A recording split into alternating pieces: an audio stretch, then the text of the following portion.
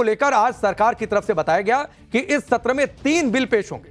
अब वो 3 बिल कौन से हैं उनके नाम आप जान लीजिए। पहला बिल है union territory law amendment bill 2026, दूसरे बिल का नाम होगा डीलिमिटेशन बिल 2026 और तीसरे बिल का नाम होगा कॉन्स्टिट्यूशन अमेंडमेंट बिल 2026।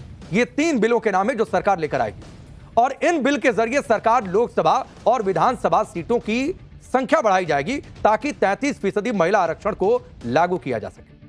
इसके लिए लोकसभा में जो फिलहाल 543 सीटें हैं, इनकी संख्या बढ़ाकर इन्हें 850 किया जाएगा। 850 लोकसभा सीटों में से 815 सीटें राज्यों से होंगी। बाकी जो 35 की सीटें बचती हैं, ये 35 सीटें यूनियन टेरिटरी से होंगी। यानी लोकसभा में कुल 307 सीटों का सीधे इजाफा हो जाएगा। 850 सीटों में ही महिलाओं को 33% आरक्षण दिया जाएगा। यानी 33% जो संख्या है वो महिला सांसदों की होगी। यानी करीब 280 सीटें महिलाओं के लिए आरक्षित रहेंगी। ऐसा कहा जा रहा है कि महिला आरक्षण 15 साल तक लागू रहेगा। इसमें SC ST की महिलाओं के लिए अलग से सीटें आरक्षित की जाएंगी। ये आरक्षित सीटें अलग अलग क्षेत्रों में रोटेशन के आधार पर तय की जाएंगी। अब सवाल यह है कि ये जो 307 सीटें बढ़ रही हैं, ये किस तरीके से बढ़ेंगी, किन राज्यों में कितनी सीटें बढ़ेंगी, सीटों के बढ़ने का आधार क्या होगा, फॉर्मूला क्या होगा? तो इसका एक शब्द में जवाब है डिलिमिटेशन, जिसे आप परिसीमन के नाम से भी जानते हैं। दरअसल ये वो प्रक्रिया है जिसमें जनसंख्या बढ़ने के आधार पर निर्वाचन क्षेत्र की सीमाओं को फिर से तय किया जाता है। इसी प्रक्रिया को परिसीमन का नाम दिया जाता है। अब इसी प्रक्रिया को लेकर इंडी गठबंधन ने हल्ला काट दिया है, गदर मचा दिया है। इंडी गठबंधन के नेता क्या कह रहे हैं, विपक्ष की क्या आपत्ति है, यह बताऊं उससे पहले आपको यह बता देता हूं कि संसद में दरअसल क्या होगा। संसद में जो 3 बिल लाए जा रहे हैं, जिसके नाम मैंने बताया आपको थोड़ी देर पहले, उसमें से एक परिसीमन आयोग के गठन से जुड़ा हुआ है। परिसीमन यानी डिलिमिटेशन आयोग के अध्यक्ष सुप्रीम कोर्ट के जज होते हैं। इसमें चुनाव आयोग के भी सदस्य होते हैं। परिसीमन आयोग नए चुनावी क्षेत्र तय कर सकेगा, यह उसका अधिकार क्षेत्र है। और यह भी कहा जा रहा है कि जनसंख्या के जो डेटा उपलब्ध है उसी के आधार पर परिसीमन होगा, यानी पिछली वाली जनसंख्या के आधार पर। लेकिन इस डिलिमिटेशन की प्रक्रिया पर इंडी गठबंधन ने पेच फंसा दिया है। इंडी गठबंधन की अलग अलग पार्टियां इसका विरोध करने में जुट गई। विपक्षी दल क्या कह रहे हैं, नेता क्या कह रहे हैं, यह आपको बताऊंगा। लेकिन पहले पीएम मोदी को सुनिए कि उन्होंने सभी दलों से महिला आरक्षण से जुड़े बिल का समर्थन करने की अपील करते हुए क्या कहा। जो भी चुनाव आते रहेंगे 2029 से ही ये लागू हो जाना चाहिए। ये देश की भावना है, ये देश की हर बहन बेटी की इच्छा है। मैं आज देवभूमि से देश के सभी दलों से फिर अपील करूंगा कि नारी शक्ति वंदन अधिनियम में संशोधन का जरूर समर्थन करें। प्रधानमंत्री मोदी लगातार बयान दे रहे हैं, पत्र लिख रहे हैं, सभी विरोधी पार्टियों से वे अपील कर रहे हैं कि समर्थन करें। महिला आरक्षण बिल को लागू करने के लिए राज्यों में लोकसभा की सीटें बढ़ाकर 815 करने का प्रस्ताव। इसे लेकर इंडी गठबंधन के नेता यह दावा कर रहे हैं कि मोदी सरकार हर राज्यों में जो फॉर्मूला अपना रही है वो ये कि 50% सीटें बढ़ जाएंगी। और अगर वाकई इस आधार पर सीटें बढ़ जाती हैं तो अलग अलग राज्यों में जो संख्या होगी वो इस तरीके से होगी। यूपी में 80 से 120 सीटें हो जाएंगी, बिहार में 40 लोकसभा की सीटें 60 हो जाएंगी, मध्य प्रदेश में 29 से 44 हो जाएंगी, महाराष्ट्र में लोकसभा सीटों की संख्या 48 से बढ़कर 72 हो जाएगी, पश्चिम बंगाल में फिलहाल जो 42 सीटें हैं ये बढ़कर 63 हो जाएंगी, केरल में 20 लोकसभा की सीटें हैं, ये सीटों की संख्या बढ़कर 30 हो जाएगी, तमिलनाडु में 39 से बढ़कर 59, आंध्र प्रदेश में 25 से बढ़कर 38, तेलंगाना में 17 से बढ़कर 31, कर्नाटक में 28 से बढ़कर 42 सीटें हो जाएंगी लोकसभा की। यानी इस तरह इस हिसाब से राज्य में बराबर सीटें बढ़ेंगी और ये सीटें बढ़ेंगी 2011 में हुई सेंसस के आधार पर, यानी 2011 जनगणना के डेटा के आधार पर। लेकिन इंडी गठबंधन को इस फॉर्मूले में भी झोल दिखाई दे रहा है। वो कह रहे हैं दरअसल सारी समस्या यहीं पर है। जैसे राज्यसभा सांसद कपिल सिब्बल को ले लीजिए, वो ये कह रहे हैं कि तमिलनाडु और यूपी में अगर सीटें बढ़ाई जाएंगी तो बीजेपी को ज्यादा फायदा होगा। अब सुनिए कपिल सिब्बल क्या तर्क दे रहे हैं, पहले उनके बयान को आप सुनिए। इस समय तमिलनाडु में 39 सीट्स हैं, 39 सीट हैं और उत्तर प्रदेश में 80। तो अगर आप 50% बढ़ाओगे तो 80 से 120 हो जाएंगी और तमिलनाडु की 39 से हो जाएंगी 59। तो पहले जो अंतर था वो केवल था 41 सीटों का, अब अंतर हो जाएगा 61 सीटों का। तो हर प्रदेश में अगर ये आंकड़े रखोगे तो नॉर्थ इंडिया में अंतर बढ़ाएगा सीटों का। हाँ, और इसलिए फायदा इनको होगा, राजनीतिक फायदा होगा। फिर आगे क्या करने क्या रहे हैं, जब इनको इस बात का फायदा होगा तो डिलिमिटेशन में ये भी तय करेंगे कि कौन सी कंस्टिट्यूएंसी में क्या बाउंड्री होनी चाहिए। यही डिलिमिटेशन की एक्सरसाइज होगी, वो भी इनके हाथ में है, बिकॉज इनके हाथ में पॉकेट वीटोज हैं, like CEC is a pocket veto and the chairman of the delimitation commission will also be a pocket veto, कि जो चाहेगा, right, whatever they want will be done.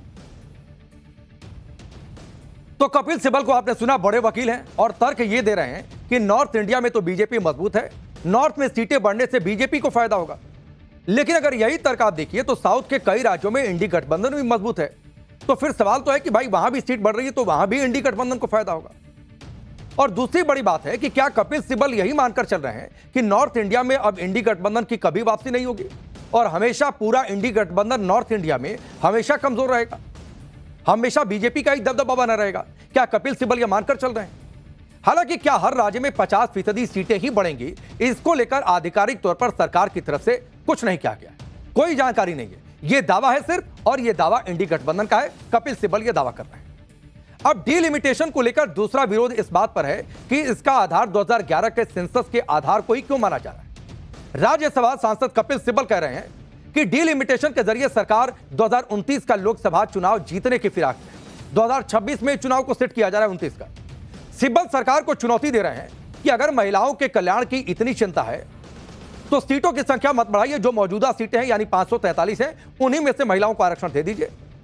Sibal के मुताबिक जब साल 2023 में संसद में यह तय हो गया था कि महिला आरक्षण कानून सेंसस और डिलिमिटेशन के बाद लागू होगा, तो फिर सरकार अब इसे बदल क्यों रही है? सरकार 2011 के सेंसस का डेटा क्यों ले रही है, नए सेंसस का डेटा क्यों नहीं ले रही है जो शुरू होने जा रहा है सेंसस, जबकि नया सेंसस शुरू हो चुका है एक तरीके से, वो 2027 तक डेटा आ जाएगा, तो इस बिल को तब भी लाया जा सकता है।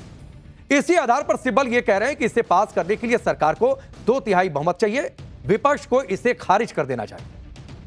सिब्बल आरोप लगा रहे हैं कि डीलिमिटेशन कमीशन भी सरकार के मुताबिक काम करेगा, इससे बीजेपी को सियासी फायदा होगा।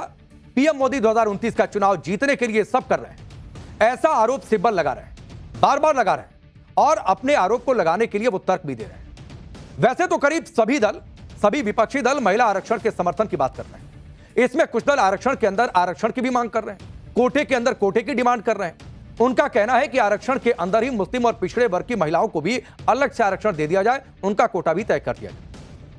लेकिन दरअसल अभी जो मुद्दा है वो आरक्षण से बड़ा मुद्दा डीलिमिटेशन का है, परिसीमन का है, जिसे लेकर सोनिया गांधी, ममता बनर्जी से लेकर इंडी गठबंधन के बड़े बड़े नेताओं ने मोर्चा खोल रखा है। डीलिमिटेशन को लेकर सोनिया गांधी ने मोदी सरकार पर जमकर हमला बोला। उन्होंने संसद का विशेष सत्र बुलाए जाने की टाइमिंग पर सवाल उठाए। उन्होंने क्या कहा आपको बताता हूं। उन्होंने कहा कि पार्लियामेंट की स्पेशल मीटिंग में बिल लाने के सरकार के कदम का असली मुद्दा परिसीमन है, महिला आरक्षण सरकार के दिमाग में नहीं है। उन्होंने यह भी दावा किया कि परिसीमन का बताया जा रहा प्रस्ताव बहुत खतरनाक होने के साथ साथ खुद संविधान पर हमला है। परिसीमन सिर्फ अंक गणितीय नहीं बल्कि राजनीतिक रूप से न्याय संगत होना चाहिए। सोनिया गांधी यह भी आरोप लगा रही है कि प्रधानमंत्री मोदी का असली इरादा अब जाति जनगणना में और देर करना है और जाति जनगणना को पटरी से उतार देना है। वो जाति जनगणना दरअसल चाहते ही नहीं इस देश में। पश्चिम बंगाल की मुख्यमंत्री ममता बनर्जी भी पीछे नहीं है। वो कह रही है परिसीमन को लेकर लगातार हमलावर है, और आरोप क्या लगा रही है आपको बताता हूं। केंद्र की बीजेपी सरकार बंगाल को 3 भागों में बांटने के लिए परिसीमन करना चाहती है, यह ममता बनर्जी का आरोप है। ममता बनर्जी ने यह भी आरोप लगाया कि पश्चिम बंगाल के कुछ हिस्सों का विलय बिहार या फिर ओडिशा में किया जा सकता है। अगर परिसीमन होगा तो उन क्षेत्रों में रहने वाले बंगाली लोगों को परेशानियों का सामना करना पड़ेगा। अब कोई ममता बनर्जी से जाकर पूछे कि ये राज्यों की भौगोलिक सीमा बांटने का कोई बिल सरकार लेकर नहीं आ रही है कि राज्यों की सीमाएं बढ़ जाएंगी, राज्यों की सीमाओं के अंदर ही ये बदलाव होगा। यानी एक लाइन में आप समझिए कि सोनिया गांधी से लेकर ममता बनर्जी तक इंडी गठबंधन की पूरी राजनीति में हड़कंप मचा है। उधर परिसीमन को लेकर सबसे ज्यादा विरोध साउथ इंडिया की सियासत में हो रहा है, क्योंकि साउथ के नेताओं का तर्क यह है कि उन्होंने अपने यहां जनसंख्या को नियंत्रित कर रखा है, ज्यादा बढ़ने नहीं दिया है। अब जनसंख्या कम तो सीटें कम, लिहाजा उन्हें सियासी तौर पर नुकसान होगा, केंद्र में उनकी ताकत घटेगी। लेकिन अगर जनसंख्या के आधार पर सीटें तय होंगी तो जाहिर सी बात है संसद में सीटें कम हो जाएंगी। ये साउथ के नेताओं का तर्क है, उनकी राजनीतिक ताकत कम हो जाएगी। जबकि नॉर्थ के राज्यों में ज्यादा जनसंख्या के आधार पर उन्हें ज्यादा सीटें मिलेंगी। जो साउथ के नेता कह रहे हैं कि यह उनके साथ नाइंसाफी होगी। इसीलिए आप देखिए कि जैसे ही डिलिमिटेशन की बात आई, वैसे ही साउथ के राज्यों में हलचल बढ़ गई। तमिलनाडु के मुख्यमंत्री एमके स्टालिन ने डिलिमिटेशन को लेकर केंद्र सरकार को चेतावनी भी दे दी। उन्होंने कहा कि अगर तमिलनाडु के हितों को नुकसान पहुंचा या दक्षिण के राज्यों पर इसका असंतुलित असर पड़ा और नुकसान हुआ तो इसका बड़ा आंदोलन करेंगे। उन्होंने एक तरीके से धमकी भी दे दी। अगर परिसीमन से तमिलनाडु के मुकाबले उत्तरी राज्यों का राजनीतिक प्रभाव असंतुलित रूप से बढ़ता है तो विरोध प्रदर्शन शुरू किए जाएंगे। अगर आप इसे धमकी समझे तो वो ये भी कह रहे कि हमें कोई फर्क नहीं पड़ता है, लेकिन हमारा तेवर यही है, हमारा मूड यही है। यह तमिलनाडु की ओर से जारी की गई एक चेतावनी है। भारत एक बार फिर से 1950-60 के दशक की डीएमके की भावना का गवाह बनेगा, वो आगे भी कह रहे हैं। और वो ये भी कह रहे हैं कि इसे धमकी समझने की भूल आप मत करिए। परिसीमन को जल्दबाजी में लागू करने की यह कोशिश बीजेपी सरकार द्वारा लोकतंत्र पर किया गया एक खुला हमला है, यह स्टालिन जोर देकर कह रहे हैं। वो ये भी कह रहे हैं कि यह राज्यों के अधिकारों पर सीधा अटैक है। हमें तो यह भी नहीं पता कि परिसीमन प्रक्रिया किस तरह से पूरी की जाएगी। तो फिर सवाल है कि पहले पता हो जाने दीजिए, पहले संसद में बिल आ जाने दीजिए, फिर पॉइंट वाइज विरोध किया जा सकता है। इसी तरह तेलंगाना में कांग्रेस सरकार के सीएम रेवंत रेड्डी ने डिलिमिटेशन के खिलाफ मोर्चा खोल दिया। डिलिमिटेशन को लेकर तेलंगाना के सीएम ने कहा कि अगर साउथ के राज्यों में पर्याप्त सीटें नहीं बढ़ती हैं तो महिलाएं और एससी एसटी का जो समुदाय है उनके साथ अन्याय होगा। रेवंत रेड्डी ने कहा कि साउथ के राज्यों की कीमत पर गुजरात और यूपी में सीटें बढ़ा दी जाएंगी। रेवंत रेड्डी ने यह भी कहा कि केरल में 20 से सीट बढ़कर 30 हो जाएगी, जबकि यूपी में 80 से 120 हो जाएगी। रेवंत रेड्डी कह रहे हैं कि डिलिमिटेशन का हाइब्रिड मॉडल होना चाहिए, जिसमें 50% सीटें सीधे सीधे बढ़ाएं और बाकी 50% सीटें राज्यों की जीडीपी के आधार पर बढ़ाई जाए। अब तो सवाल आगे बहुत सारे हैं, लेकिन इंडी गठबंधन का यह विरोध बता रहा है कि महिला आरक्षण को लेकर डिलिमिटेशन के मुद्दे पर पेच फंसेगा, इस पर हंगामा होगा, यह तय। हालांकि पीएम मोदी लगातार विपक्ष से अपील कर रहे हैं कि वो महिला आरक्षण बिल को जल्द से जल्द लागू करने में साथ दें। सूत्रों से यह भी खबर है कि बिल के समर्थन में संसद में पीएम मोदी अपनी बात रखेंगे।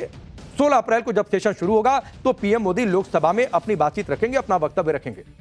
गृह मंत्री अमित शाह महिला आरक्षण संशोधन बिलों पर चर्चा का जवाब देंगे। लेकिन यहां पर एक बात और है, और वो बात यह है कि कह रहे हैं कि संख्या, आनुपातिक संख्या घट जाएगी, तो अभी भी जो रेशियो है उसी रेशियो के आधार पर संख्या बढ़ेगी, तो वो फर्क उतना ही रहेगा। खैर आगे बढ़ते हैं।